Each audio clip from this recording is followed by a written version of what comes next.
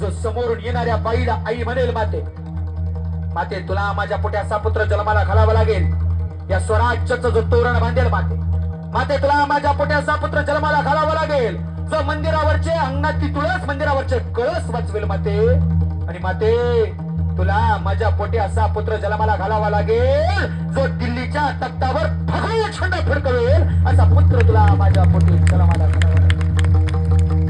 राजमाता जाऊन मागणी केली शिवाई देवीकडं. शिवाई देवी प्रसन्न व्हावी आणि 19 फेब्रुवारी 1630 चा दिवस उजडावा. फाल्गुन वैद्य तृतीया शके 1551 शिवनेरी किल्ल्यावरनं ढोल ताशा नगाऱ्यांचे आवाज घुमू लागले. सनईची मंगलसूर शिवनेरी किल्ल्यावरनं येऊ लागले आणि त्याच वेळी राजमाता जाऊनच्या त्या क्षयगृहात एका लहान लेकराची किलकारी आली आणि अख्ख्या गडावर एकच गलबला झाला.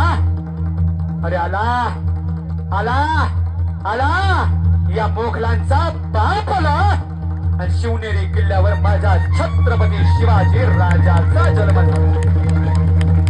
काय ताकद होती माझ्या राजाची. राजमाता जिजाऊनी दिलेला तो पुत्र या महाराष्ट्राच्या मातीची शान होता. माझी जिजाऊनी